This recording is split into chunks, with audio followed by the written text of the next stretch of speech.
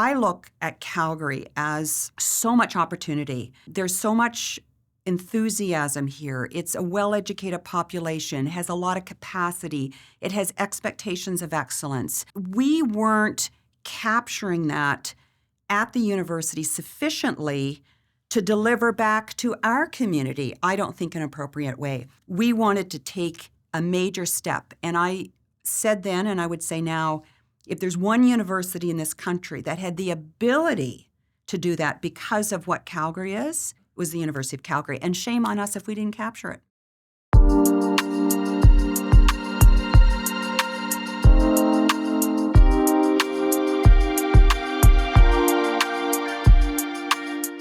For this episode of Energy Untold, I was joined by Elizabeth Cannon. Elizabeth was the president of the University of Calgary from 2010 to 2018. Currently, she serves on the board of Canadian Natural Resources, the Mancal Group, and the Rideau Hall Foundation. We discussed early days of GPS and her work as a researcher in geomatics, some of the inner workings of universities, and the future of Calgary and Alberta more broadly. I hope you enjoy this conversation with Elizabeth. So I think an interesting place to start would be how you first came to Calgary. So you did your first degree in Acadia and then came to U of C to study. What was the catalyst to do that? Well, so I grew up in Prince Edward Island and went to Acadia University in Nova Scotia for a few reasons. Great university in a university town, small campus. I was a varsity athlete. I was on the swim team, and they had a good swim team at the time. And I could also study engineering, which is what I was interested in doing, and loved math and science. And so I went to Acadia. Now, at Acadia, you don't get your full engineering degree. You can kind of get half your degree. I went 3 years, got a math degree and a few years of engineering. And most of the graduates end up at that time going to Halifax and studying, which was at Tons, which is now Dalhousie. I said, okay, I want to kind of have a new experience outside of the Maritimes. I was interested in this new field called geomatics engineering. It was called surveying engineering at the time. And there was a program in New Brunswick, and there was a new program at the University of Calgary. Okay. So I said, okay, like a lot of Easterners at the time, I'm going to head west. And so I came to Calgary in 1982, and I always say that. So I was driving into Calgary when, of course, 82 was the National Energy Program. Things were going south, but still looked pretty good to me coming from the East Coast, and ended up in Calgary to finish my engineering degree, which took a couple years. Yeah. And never thought that I would stay here, meet my partner here, raise our family here. But that's what happened. So came in 82 and never left. I want to go back to swimming. I've tried swimming a decent amount. I've really gotten into endurance sport of late. But I find it like a little bit monotonous staring at a black line the entire time. Walk me through, I guess, your passion for swimming, and do you still do it? And Yeah, it's interesting because my introduction to swimming when I was young was actually through synchronized swimming, which is now called artistic swimming. Yeah. So I was a synchronized swimmer and loved that. You did your solo, you did your duet, you did your team, and it was all fun, and you got great costumes and hair and makeup, and who doesn't love that when you're a young girl? And but I started doing competitive swimming in parallel to just be in really good shape. So, did synchro was number one, competitive swimming did alongside to be in really good shape for the synchro, because synchro, it takes a lot. Yeah. But then when I finished high school, you're not going to go to university and be a varsity athlete, and synchro didn't exist. So I continued on competitive swimming through my years at Acadia. I wouldn't say I came to love it to start, because it was like, yeah, you're up and down. But when you get into it, it's like any sport. You set goals. It's all about trying to drive better performance. You're part of a team, even though you're maybe competing on your own. You're part of a group that's getting up and going to the pool at 5:30 in the morning, which is not fun, especially in the middle of the winter. Yeah. So I really found it really compelling, because you always knew how you were doing. The challenge with synchronized swimming, of course, it's a judge sport. Yeah. And let's not even get into judge sports. So you really knew how you were doing day to day. And then, of course, you'd have competitions, meets, and you see if you were improving and so on and so forth. So I really came to enjoy it. I enjoyed the camaraderie. I loved swimming while I was going to university because, as you know, as a varsity athlete, you've got the people you're in class with, whole other group of people that you're doing varsity athletics which they're in different programs, people you wouldn't otherwise meet. So it really built out, I felt, a much more enriched university experience. Yeah. So put that all together, and I really enjoyed it. Don't do it now. I can get into the pool. I enjoy that, but if you're going up and down a lane and you're scratching at people's feet because you're going a bit, not that I'm super fast, but, I can swim. Not so much. I tend to do other things now, but never got into master swimming. When you think about that time, how much learning, I guess, was done in varsity sport versus in the classroom? Like when it comes to like kind of life skills and kind of how things set up for you? Well, I've always, like you, had a bias towards varsity athletes because I admire the discipline, the time management that comes, setting priorities, trying to excel at both your academics and your athletics. One can't compromise the other. And obviously, if you're going to university, academics has to come first. But I found it great. It focuses your time. When I was at Acadia, we were swimming minimum 2 hours a day. So, they had special meals for the athletes at 7 at night, which was 7:30. So I didn't get back to my residence till like 8. And then you're in engineering, you've got a lot of work to do. Yeah. So you had to really focus and manage your time. That's life. That is a life skill. Yeah. So I found it very helpful and prepares you for what comes later. Yeah. I guess going back to your time, studying geomatics and then researching and commercializing GPS, what has surprised you most about how that technology has kind of evolved and is just ubiquitous in the modern world? You said it exactly right, the word ubiquitous. So I got involved with GPS as a summer student. The summer of '83, I had done 1 year here at the University of Calgary. I got a summer job with a small high-tech company. It was a spin-off of Shell, and it was one of the very early adopters of GPS technology when all the satellites had not been launched yet, so it was very limited use. The equipment was very big, very heavy. So limited in that it could only work at certain periods of the day. Exactly. Only for fairly small periods of the day.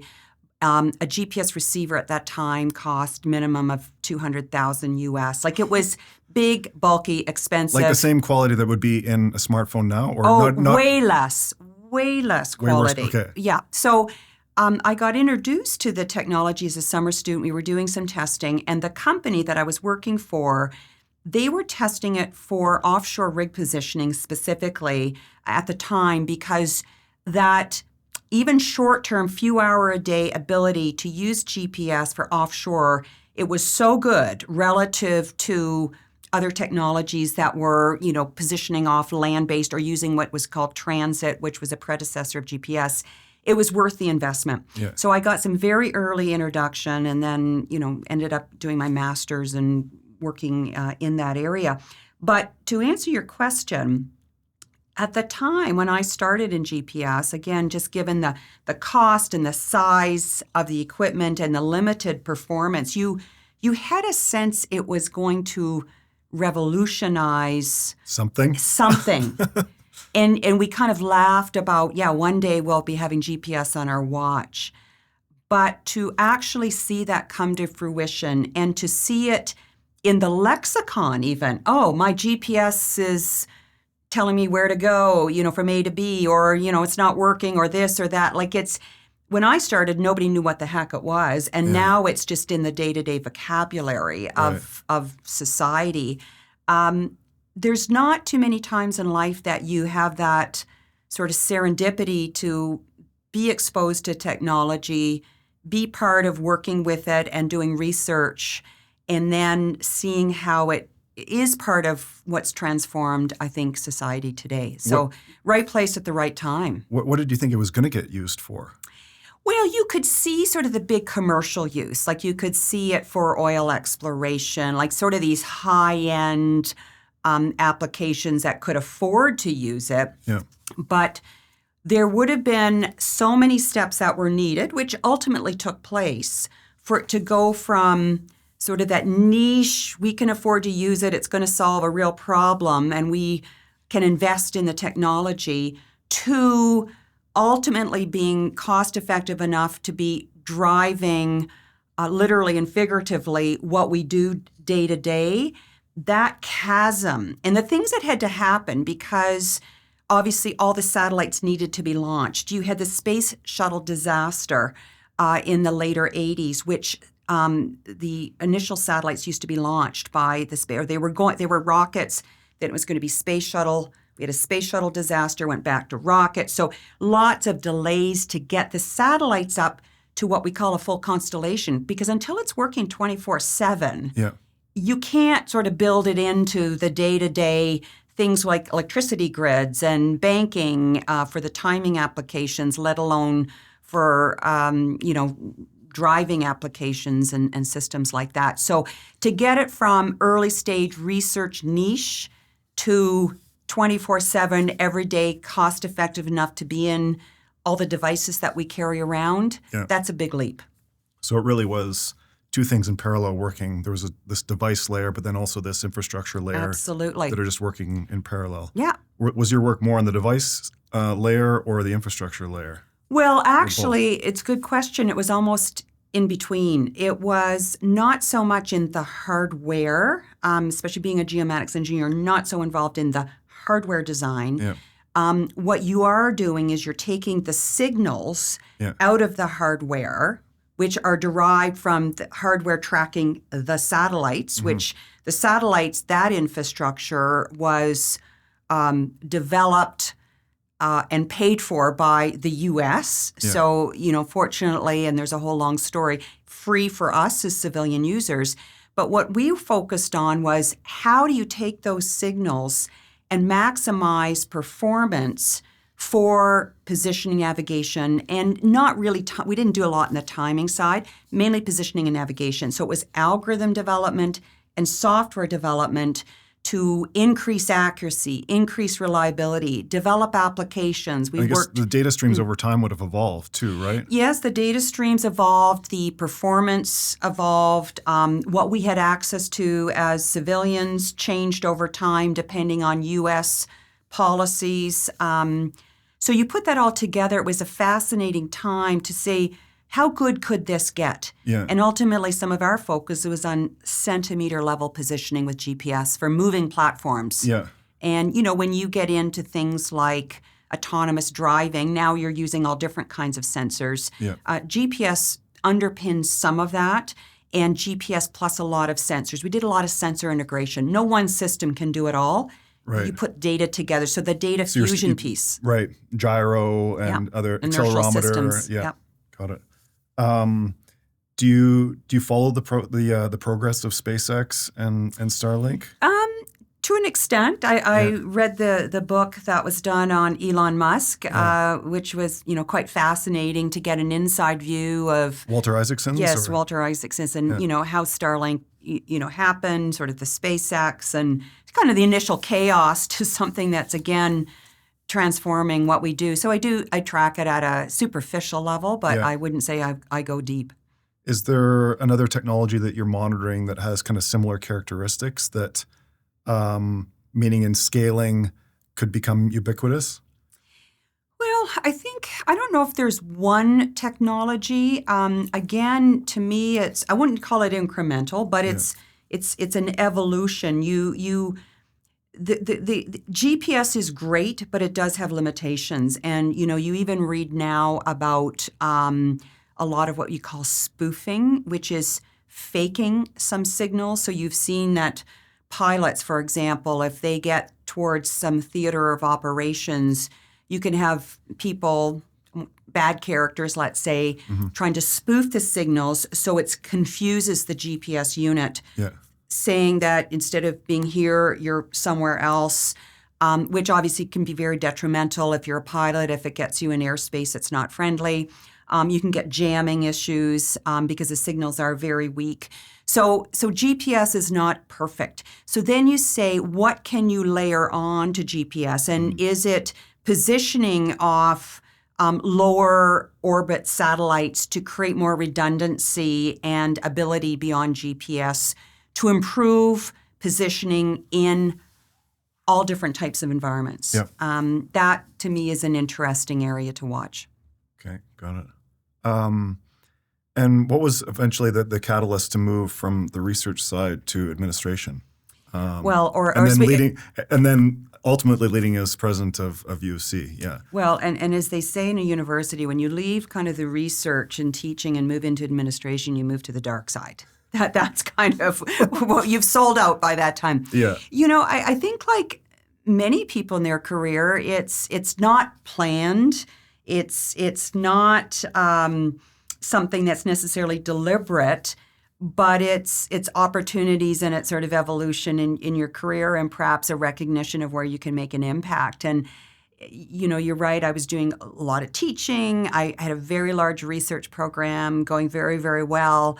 I would say my first taste of a more significant leadership position outside of that, because I was doing lots within my discipline and field profession, was when in 97 I became a chair for women in science and engineering, because big issue, still is, but particularly after the Montreal massacre, when 14 women were killed at École Polytechnique for being engineering students, that triggered a lot of action federally to get more women into science and engineering academic positions, which is how I ultimately came to the University of Calgary as an academic. So from studying to being sort of employed. Yeah. And then by 97, I actually took a chair for women in science and engineering, again, while I was doing some teaching, carrying on my research, but really trying to say, how do we better understand of the issues of why women are not going into engineering and science?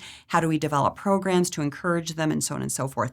So I did that, and that was my first taste of big issue, blank piece of paper, some resources. How are you going to make an impact? Because you can't boil the ocean. Yeah. You need to focus on where you think you can contribute. You need to pull together other resources, whether it's financial, people. You need to build a strategy, and then you need to deliver, because just talk, I'm being an engineer, it's not about the talk. You got to walk the walk. Yeah. So that was a great experience and gave me a sense of, okay, I can do this. I can take a big issue or an institution problem, put some focus around it, and move the dial. And I think that's what set me up in my personal interest. But I think, as you move through your career, others watch you and say, okay, she knows how to do that. What are some other opportunities? And I became a department head, which is sort of the first level of administrative responsibility. And then a couple of years later became dean of engineering. And probably when I became dean, that's when you're really making decisions that, you're kind of kidding yourself. If you're going to be a great dean, to kind of pretend you're going to be a great researcher, those things don't mix that well. If you're focused on the job as dean, which is a service position, you're leading, but you're serving your faculty, you're serving your community. So that was, to me, a bit of a fork in the road. And certainly by 2010, which was 4 years after I became dean, when I became president, it's kind of like that is your job. And I didn't want to sort of give up a great research career to be a mediocre administrative or executive at the university. So you put all your eggs in that basket and you try to deliver. So it was incremental, but there were steps, and I guess I was being tested along the way. And I was testing myself too, and my interest and ability to do the jobs. When you're going through with kind of a big strategic initiative, how important it is, I guess you mentioned, kind of your engineering mind. How important is it to scope out what success looks like at the end of this initiative? And I guess being nimble along the way as to what it could evolve to. It's a great question, and I would approach that from two angles. One is, what does success look like for the organization, your faculty, your university? I mean, that needs to be clear. But what does success look like for you as the leader? Because I find in leadership positions, part of it is managing your own expectations, because you want to excel, you want to have an impact, you want to deliver at the end of the day. I need to be clear what that looks like so I feel good about what I'm doing, because the worst thing is you're floundering and you're like, I'm not making a difference. So if you set those expectations clear, at least you know if you're on track. Doesn't mean you're going to meet them all the time, but you know you're on track. So universities are fascinating places because of their structures. They're very different than a corporation in terms of stakeholders, in terms of stakeholder voices, in terms of just the management structures, if you will, just the academic lens that gets put on things. So you can't kind of walk in as a dean or president and say, here's the strategy, here's what we're going to do, let's get to work, because people would just tune you out. It has to be very participatory. People have to be engaged. You have to influence. You have to inspire. So the development of the strategy, which at the end of the day becomes your mandate, and then you map that to what does success look like. That process to get to an agreed upon future direction is so critical that it is owned by the stakeholders as opposed to driven and seen as your plan. If you do that right, that sense of what success looks like can be determined and then can be executed. And as we know, there's lots of strategies around, whether you're in industry and universities. A lot of them they're nice documents, but people don't pay attention. I think one of the things, especially from an engineering perspective, is the results. And so I always looked at these strategies as a clear mandate. It was kind of my contract with the board, so to speak. We were going to drive it. You set up your KPIs, you allocate the resources, you track your progress, you communicate your progress. So it really creates that flywheel of what you're going to do, why you're doing it.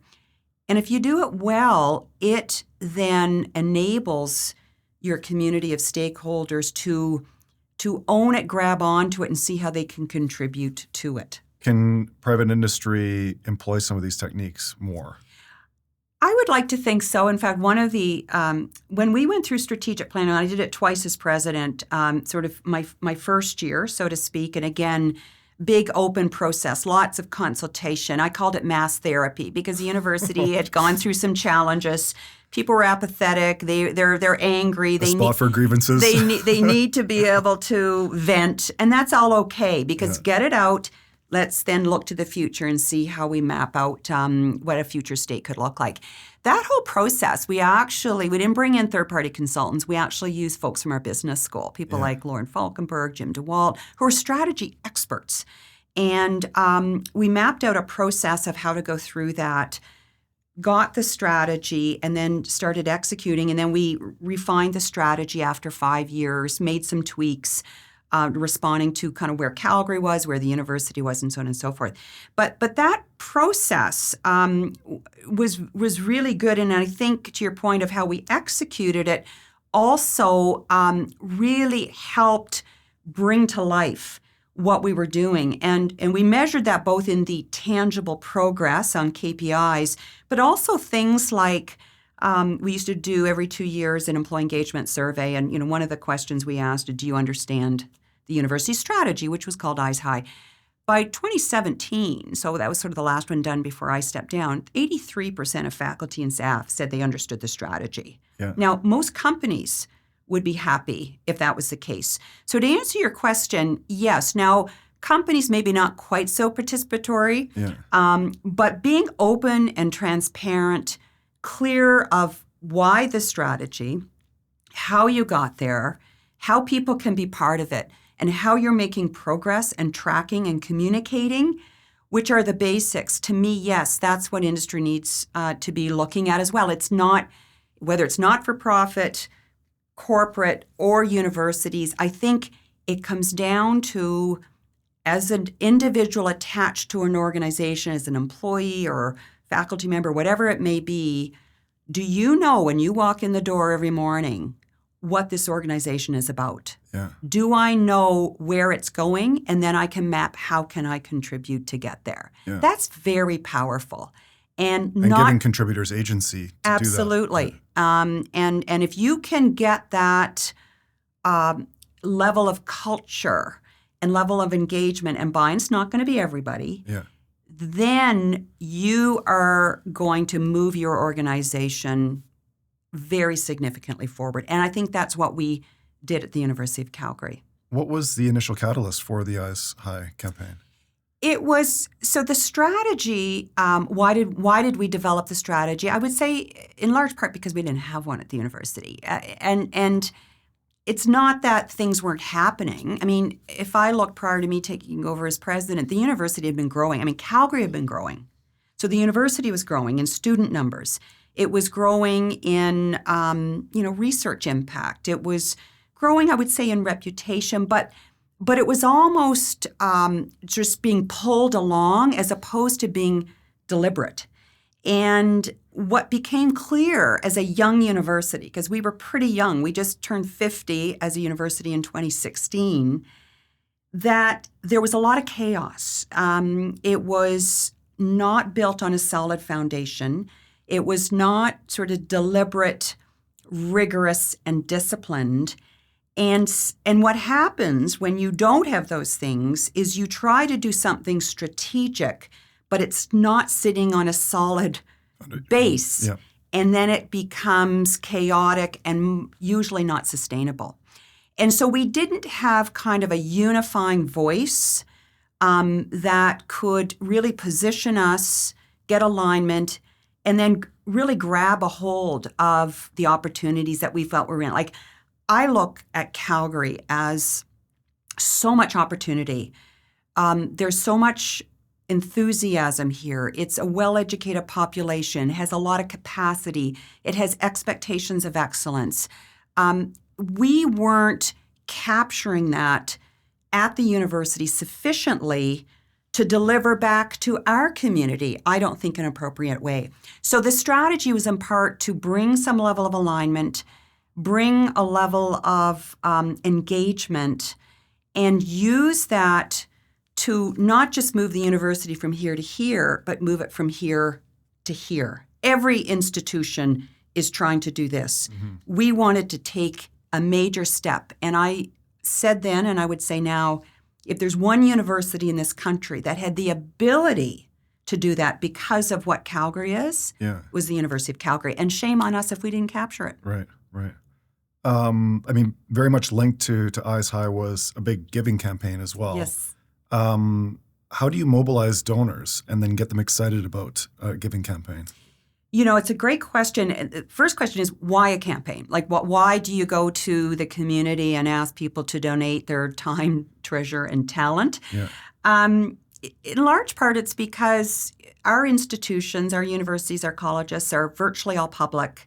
There's only so much the government can do. There's only so much tuition can give you. So if you want to do the big, audacious, transformative things, you really have to go to your community of stakeholders, and a lot of that is through philanthropy, or philanthropy leveraging government, or government leveraging philanthropy. Out of those big projects, how much of it comes from kind of the university's initiative versus the donor's initiative? So the donor has an idea and takes it to the university, and Well, I would say it's pretty dangerous if it comes directly from the donor, because not that they don't have good ideas, but your job as a leader, and part of the reason you go through the strategic planning, is that you've got a sense of direction. Yeah. And if you're not clear on that, you could get lots of ideas coming at you. And frankly, if it's driven by outside voices that don't align to what you're doing, it can be very disruptive. There's no free lunch here. Even if a donor says, I'm going to give you money to do X, there is a cost to the institution. Yeah. It's an opportunity cost. It's hidden intangibles. So you want to be driving the bus on that. And what the strategy allowed us to do is to create some big ideas that aligned with where we wanted to position the university. And identify just some gaps that needed Exactly. to be filled. Where could we excite the community about investment? And I can give you a few. I mean, one of them is we wanted to be innovative in teaching and learning. How do you integrate new technologies into the classroom? How do you build new curriculum that's actually going to engage students and make their learning experience that much better? Yeah. And there were sort of things happening around campus, but we didn't kind of have a central hub that could build best practices, look at technology, pilot things, and then have them being executed out in the faculties. And so we wanted to create an institute for teaching and learning. And that we talked to Don and Ruth Taylor and the Taylor Foundation, who had been very generous supporters of the university already. And they got excited about it. And we built a new facility, new programming, hired some new folks, and created really a world-class center, which served the university very well under COVID, mind you, because that's when you put a lot of that to test. Mm-hmm. But that's one where you go out, like, we've got a big idea. It's aligned to where we want to go. Who out there is going to be excited about this? And that's what the campaign does. And if you're practical, it's aligned to a strategy. It's not, you're just not pulling things out of thin air. You're not throwing things at the wall to see what sticks.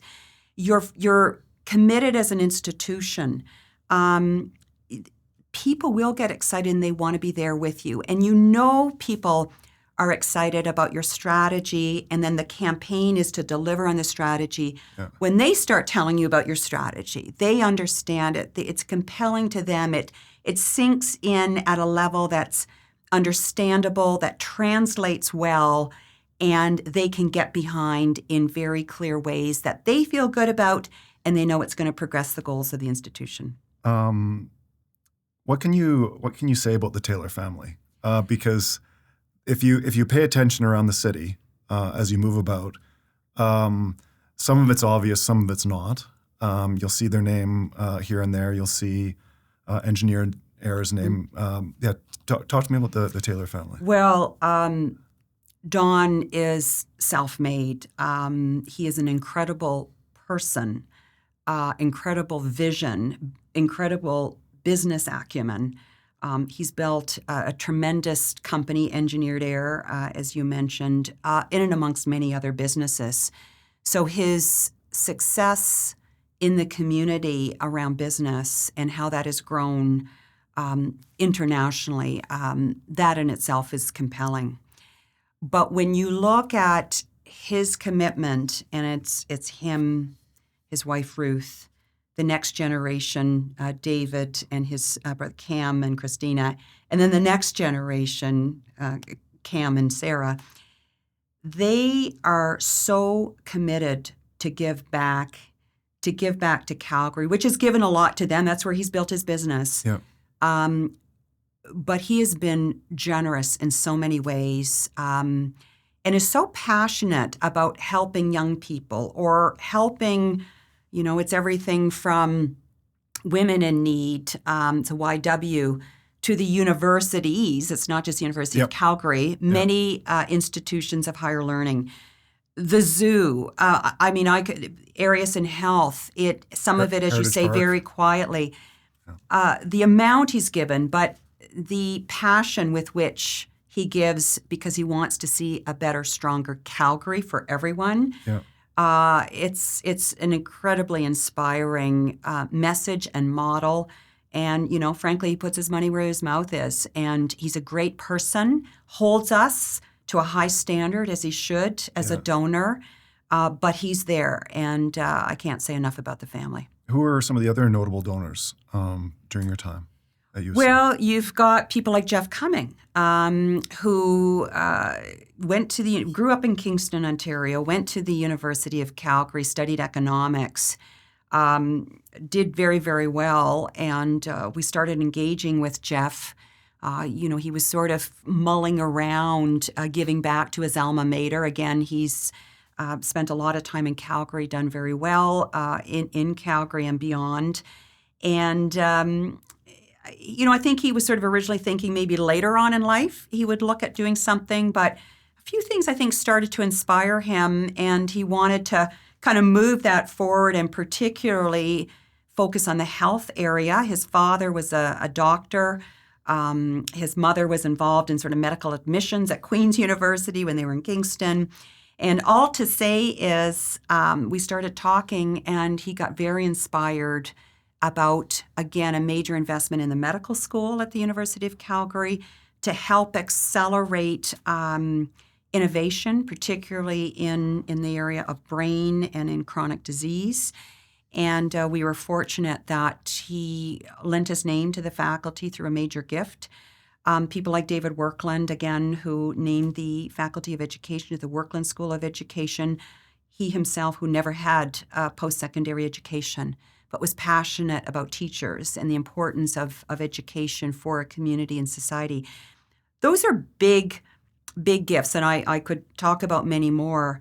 But sometimes it's the smaller things, too. There's so many individuals, whether it's in athletics, the Jones Snyders, who, again, significant gifts in chronic disease, but in athletics, or people who've set up scholarships for a loved one or for something they're passionate about.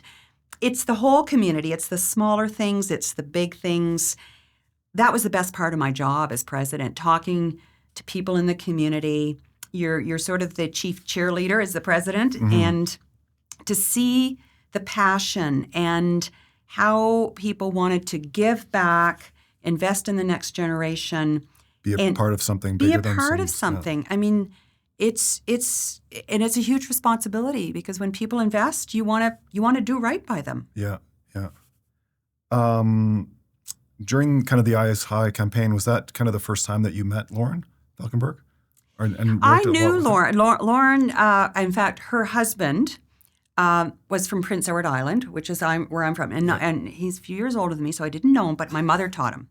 So my mother was a high school teacher. So I had that connection, but I knew Lauren as a faculty, sort of a colleague. She was in the business school. I was in engineering, but we got to know each other. And then when we started to do Eyes High, we roped in Jim DeWalt and Lauren, and they were fabulous. But when we did the kind of refresh of Eyes High in 2016-17, Lauren, again, was very helpful. Jim was advisory, but he was dean of the Haskayne School, so didn't have as much time.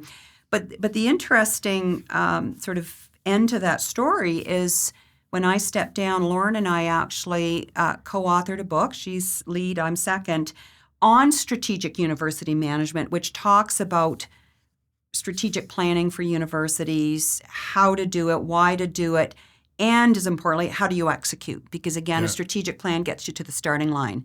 Then you've got to come in every day and drive, because otherwise it just becomes a nice, shiny brochure. Yeah. And that's not going to work. So we actually, we wrote a book on it, which I know has been used by... Yeah, what was the catalyst? It was just we learned a lot, and we feel like we need to share. And I think, and we kind of go through all of the steps and the learnings, but at the end we kind of walk through the University of Calgary story, and we did it because, yes, we wanted to capture the learnings, and I think some of the feedback that we got, and I still get, is people look at what we did at the University of Calgary in terms of the level of focus, the embedding of the strategy into the university and to the community, the layering on of the fundraising campaign, the actual progress of the institution on many metrics. That is recognized across the country as a great example of how to do it right. Doesn't mean you do it the same everywhere, but it worked here for where the University of Calgary was, what was needed in the community, and how we delivered. I think it really resulted in a recognition, and we wanted to capture that. And if it's helpful to other institutions, that's great too. Yeah. How does a post-secondary institution decide what programs to offer? Because in my view, you've kind of got two timelines working in parallel. You've kind of got the short-term kind of needs of industry and the public sector, so it's kind of just the known jobs. Mm-hmm. So your law, your accounting, parts of engineering, medicine, it's going to change over time, but we relatively know what these needs are. Mm-hmm. And then you've got the technology side where it's unknown. You need to push the research, push the envelope, and then prepare young people for that track as well. So yeah, I'm just curious, like how is it determined what programs to offer in satisfying those two timelines? It's a great question, and this is where universities really rely on the capacity, the knowledge within the academic community, faculty members, because obviously they're the ones that are working in those disciplines. They are up to date with sort of leading edge challenges, opportunities, what's coming down the pike in terms of perhaps disruptors. And it's really driven from the academic level. The Board of Governors, which is comprised 20 plus people, some internals, but a lot of people from the community, they do not come and say, you should offer program in XYZ. That's not their role. It's very much driven from the academic side of the organization. And there's a few different dimensions here. One is you talked about things are known, let's say in accounting or in different kinds of engineering. Yes, but you're always tweaking. I mean, there's always tweaking going on because there's movement, there's change, there's new technologies, there's things that have to be introduced. And the challenge is you can't lose the basics, but you've got to layer on new things. And so how do you make all of that work together? So there's constant looking at curriculum and fine-tuning courses and what is comprised in a chemical engineering degree. It's not the same as it was 25 years ago. There's going to be some similarities, but it's evolved a lot too. So that's ongoing all the time. In terms of new programs, again, you rely at the level of the departments, you rely at the level of the faculties to bring forward new ideas. Sometimes it may sit in a department or a faculty. Sometimes it may be cross-cutting. And you rely on academics to work together to look at what those may be. And sometimes you may have some top-down messaging, and I'll give you one example. One of the areas when we refreshed the strategic plan of Eyes High in 2016-17, we had a very deliberate focus on entrepreneurial thinking. And I can talk about why that was. Yeah. Why that was and why it was important at the University of Calgary. In part because in 2014, the energy industry took a real downturn, as you'll recall. And so a lot of the jobs that used to be there were gone or diminished. There was a realization that things were actually changing. Like companies were going to need to be more productive. They may not need as many people down the road. We needed to prepare our graduates for a more diverse economy, not to just be part of, to help drive, to have different skill sets and be more entrepreneurial minded. Doesn't mean they all need to start companies, but they need to be more active, more engaged, and more proactive. So we actually had in the strategic plan, again, went through all of our usual consultations, and we embedded that in as one of our core strategies. Okay, that's nice to say. But from that, to your point about the campaign, we actually then went out to the Hunter family, again, tremendous supporters of the university, who funded the Hunter Hub for Entrepreneurial Thinking, which again is a hub at the university to help support that.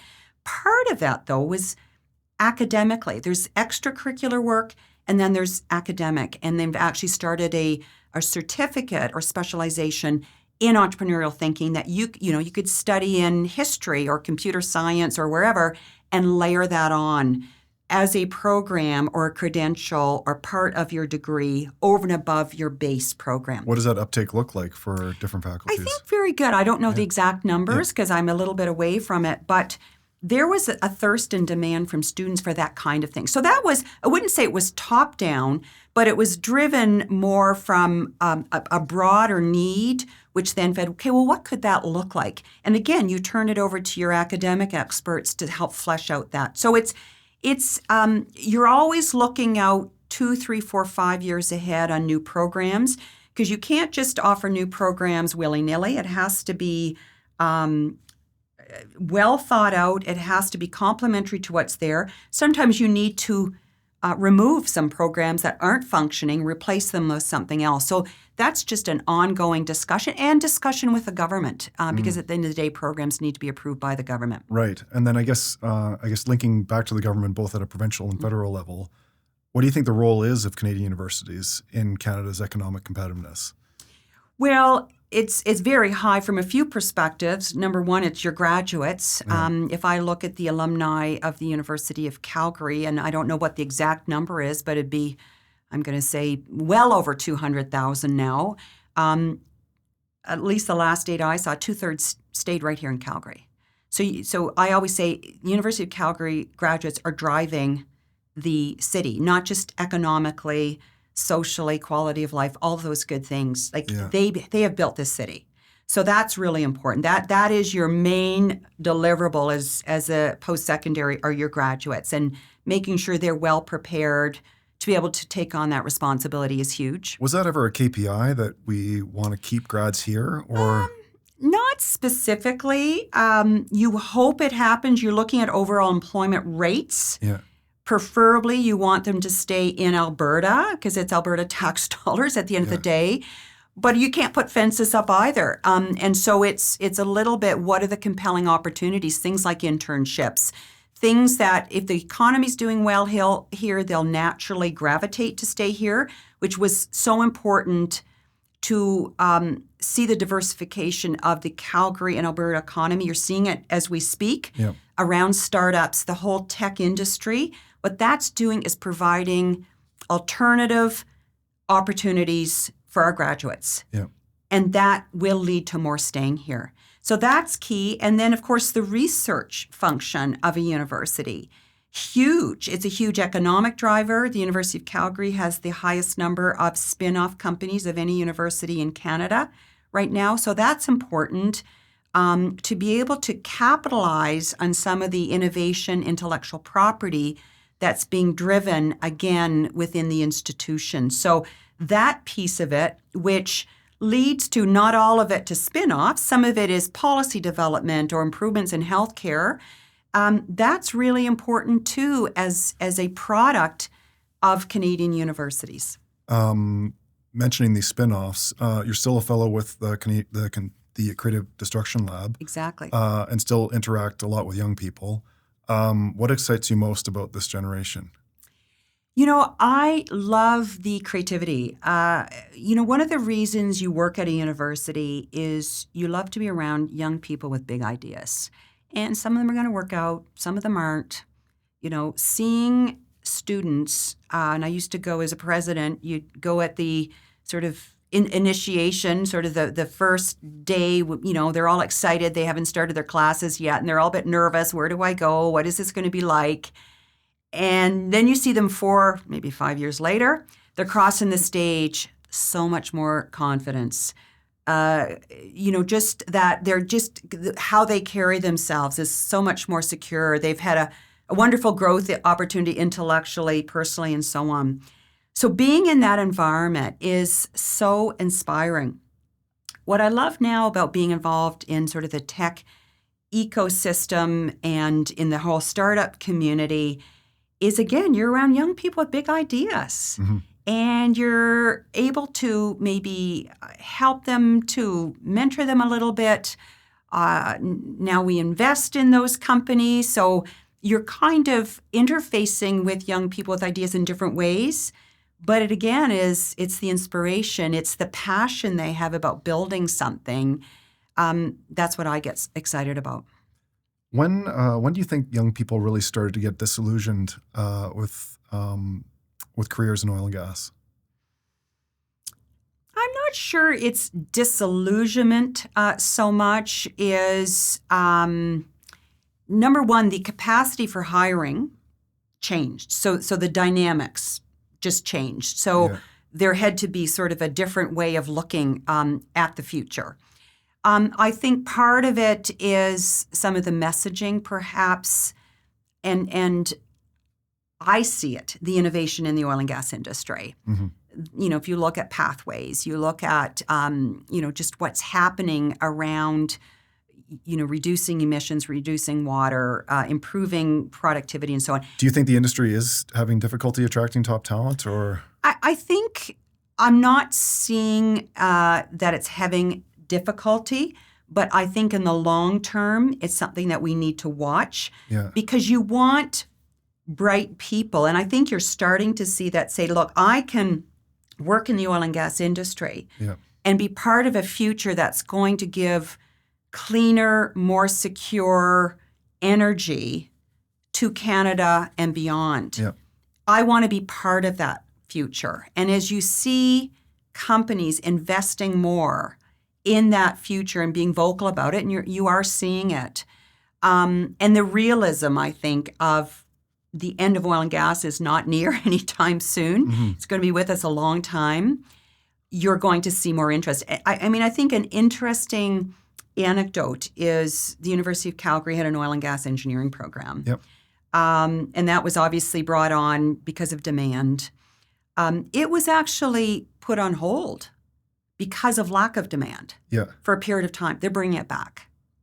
So didn't mean students had zero exposure to oil and gas. You could get it through, I could do chemical engineering with a minor in oil and gas. But a full oil and gas degree was set aside for a period of time. That was surprising to me because if it doesn't work in Calgary, where the heck is it going to work? But they are bringing it back. So and maybe back in a slightly different form because the skills, the learning, the knowledge, again, needs to constantly evolve. So I think there is room for young people. They see where they can make a contribution. I think companies are being more explicit about innovation and how young people can be part of that. And to me, that's just got to keep going and increase. Do you see a world where oil and gas needs to kind of pivot away from branding itself as energy?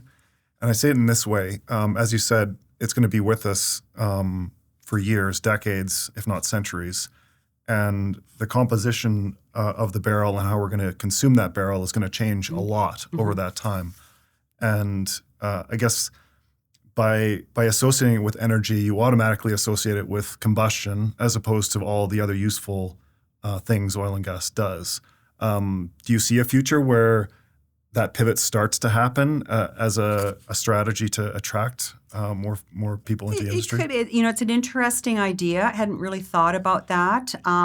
Maybe down the road. I think, as you say, sometimes I think people think oil and gas is only going into driving our cars. They don't understand how, again, ubiquitous it is in things we touch and use every day. I think that's a ways out maybe to get away from the energy side, but that realization of the other uses of fossil fuels in society in, again, a safe, secure, responsible, ethical way is something that probably will increase in focus down the road. How do you think Alberta and I guess Canada more broadly is going to extract value from oil and gas over the next 50 years? Is it going to be still through export into the U.S. and to other markets, or do you think we're finally going to find ways to extract value from converting it into higher value products? Are you seeing evidence of this starting to happen? Or? I mean, you're not seeing a ton of it yet in the sense that, I think some of the realization that trying to do more here hasn't, it's been talked about for 30 years. Or at least. Maybe longer, And maybe longer. And so would that be nice to be able to do more here? Yes. Does it make economic sense to be able to do that? I'll leave it to people that are much smarter and more knowledgeable than me to be able to figure that out. I think, what I would like to see is that the responsibility that I think folks in the oil and gas industry display around the production of our fossil fuels relative to other jurisdictions globally is so high that we are seen as a producer of choice around the world. That I would like to see. So then you get into egress issues. You get into how can Canada help other jurisdictions with our oil and gas product, which I think is produced at a much higher value with respect to emissions. Differentiating the product. Not easy to do. A lot of political debate on that. But I think there's a long way we can do to help convince Canadians Yeah. that is the case. I don't think that message is not known. As a director with CNRL, what's a piece of publicly available information that's not super well known, that's in the strategy of the company, but even for astute energy observers, something that's happening there that's publicly available but not super widely known? I'm not sure I'm going to be able to tell you exactly. What impresses me with Canadian Natural is the focus on delivering results, as you've seen historically, but also in the low decline, long life assets that we have in the oil sands. Yeah. And how that, I think a lot of people, it's basically a manufacturing process.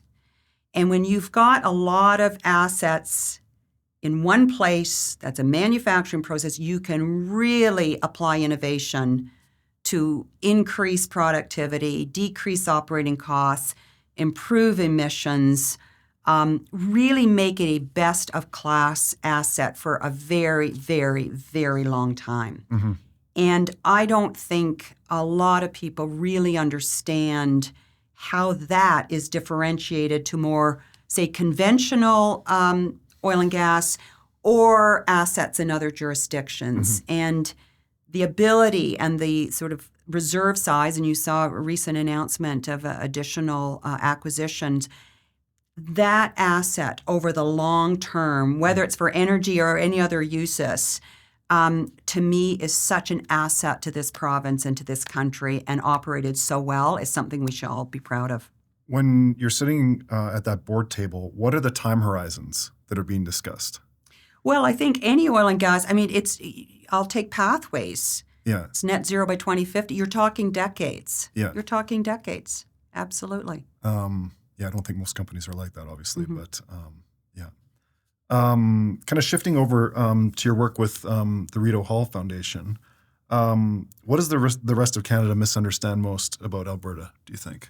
Well, maybe just to talk the Rideau Hall Foundation, that is a not-for-profit that I joined after I stepped down as university president, and it was started back in about 2014 by David Johnston when he was Governor General. I had known David. He's had a very distinguished career. He was principal or president of McGill. He was president of Waterloo. So he had been a dean of law. So he had a very distinguished academic career, and then became governor general. And in fact, just as, again, an anecdote, we crossed paths as presidents for about 2 months. I came in and he left to be governor general. But we gave him an honorary degree at the university. But during his time, he started a foundation to really, if I was to capture it in sort of a small phrase, to build a better Canada. It's to help Canada be better. And David's very committed to that, whether it's in innovation, whether it's developing young Canadians, whether it's in Indigenous education, innovation, and so on.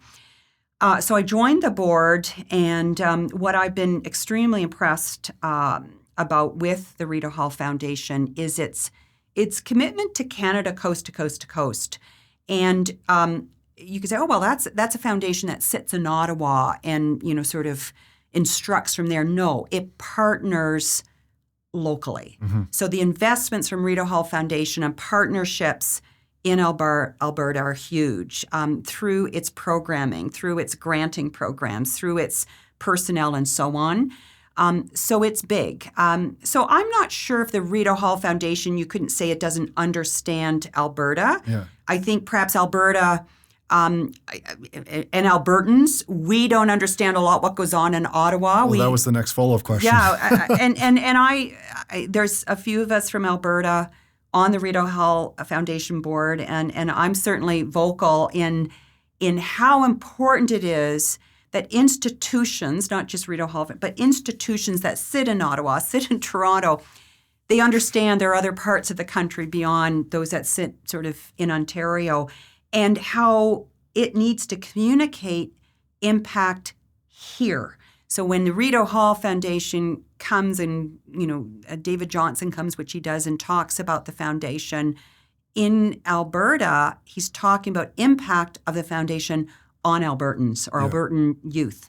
And it's happening The message needs to get out. Yeah. Because sometimes I think people think, oh, stuff that's going on in Ottawa, it doesn't apply to us. But there are many institutions that are really making a difference right across the board. You've assembled and built a lot of teams in your Mm-hmm. career.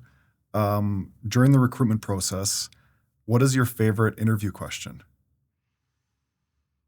My favorite interview question. I don't know if I have a favorite, but one of the things I'm always interested in is how people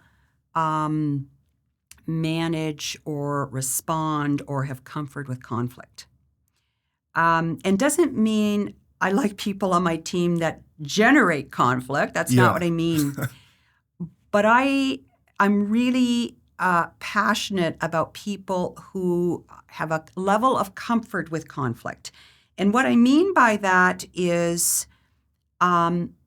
great teams and great organizations only succeed if you can get people around the table who don't always agree, who can put their ideas, debate them, look at pros and cons, good and bad, without a fear of reprisals, but also a comfort in that dialogue, discussion, and sometimes friction. It's natural, it's normal, it's human. So how do you tease that out? Well, it's a good question. You can ask, and most people say, oh, yeah, no problem. But I have found that a lot of people don't have a comfort with conflict, and it could come from an insecurity. It come from, So they'll just tell you straight out? Some people may, but what I ended up doing, and I learned this over time, is when I was recruiting folks to my team, is you'd actually have them go through sort of a personality test or looking at their leadership or management attributes and their questions. These are the experts, the psychologists that figure this all out, that you can actually get scoring on people's comfort with conflict as one of many dimensions. It's not just one. Because behaviorally, you can see what that looks like. And I find that folks that don't have a level of comfort with conflict will usually avoid making the tough decisions. So they will let things go on way too long. And sometimes when they do want to make a tough decision, it can come across very tough and very short as opposed to coaching along the way. So by the time you have to make a tough decision, people are kind of in the know that things aren't working so well. I tease it out doing sort of management and personality profiles. Yeah. And I've moved away from some hires because of that as one dimension. Yeah. I mean, if I look generally what I'm looking for people on my team, you want functional skill, clearly, but you want strategic skill too. You just can't be showing up, I'm a great finance guy or gal, or I'm great at this. I want you to be able to contribute to the dialogue on strategy at the table. Yeah. And as we had a coach for our executive team at the university, and she said to me, Elizabeth, you don't want a team of champions, you want a championship team. Yeah. And that takes work, to your point of getting the right people on the bus or around the table, but nurturing. You need to build the team, but you need to nurture the team. You can't just turn people loose. It's constant team building, clarifying what everybody needs to do, having good communication, aligned towards goals. One of the best compliments I used to get is you have a great team. And but that takes work, and it's not something you take for granted. So, I mean, you've been on a number of boards at this point. So clearly there would be some boards that are functioning at a higher level than others. What are some of the characteristics of a really high-functioning board? I think a lot of it, you need sort of, again, the foundation, the process piece, because if it's chaotic, it's never good. Mm-hmm. But assuming that's in place, it really comes down to board culture. Can people show up and say what they think and be respectful of one another? But you can have those open conversations. Are people trusting around the table? Is there a sense of alignment? Or if there's not alignment, we can talk through what that looks like or doesn't look like. It really comes down to culture. And you know, the development of the culture sits with everybody at the board table, but particularly the onus is on the board chair to be able to drive and inspire and model that culture that you're looking for the board on behalf of the organization. Yeah. When you're leading a meeting, what's your process and preparation look like before the meeting, and then how do you kind of execute that through the session? Well, I think part of it is you want to go in organized. You need a clear agenda. What do we decide? What are decisions? What are discussion? What's for information? Let's have a time for everything, because you can easily get pulled away. And your job as chair, number one, is finish the meeting on time. So if that's not happening, you have failed, and people are looking at their watch thinking, why isn't she running the meeting on time? So you've got to, you are kind of the referee in all of this, and if you're not organized and managing that, it just gets away from you, and people will hold you responsible. So being clear on that, I usually have an agenda, what I call an annotated agenda. So it's a little bit expanded agenda compared to other people, that here are the things you need to mention at the front end. Just, if there's somebody got an award, or somebody's new to the board, or things you need to remind people of. Just so, again, you're not forgetting and you're being organized, or all your motions are clearly laid out. But beyond some of those, it's really making sure that there's value in the meetings, that you're focusing on the right things. It's not just fully operational. You're getting clear strategic discussion, because that's the role of the board, where they can add value. But also you're getting everybody's input. Because it's easy, you get different people around the table with different styles. And some people are going to be the first, always having a view or opinion on something, and they're expressing it first. And how do you manage that when you've got you say thanks very much, or you say I want to go to this person first, or we've heard from so and so, but I want to hear from others. And you go around and again, depending on the issue, you point to people and say, or you say, okay, you're going to be first, but then I'm going to go to so-and-so because I want to hear what they have to say. And a good chair has everybody feeling that they can contribute and their views are being heard. Right. And knowing that composition, knowing maybe some of the introverts in the room that kind of need to get teased or need the question asked of them. Yeah. And then they oftentimes have something very interesting to say. Very interesting to say. Yeah. Absolutely. At this point of your career, what's your process to determine how you spend your time and who you spend it with? Well, I'm still fine-tuning that, Corey. I think time is, people, as my kids say, Mom, you're retired. Why aren't you there 24/7 for us? And our kids are growing up. But part of it is I'm passionate about a lot of things, as you can tell. So I always try to frame, because I think the challenge when you go from a job that's 24/7 and the job pulls you, right? I mean, it's creates structure for you.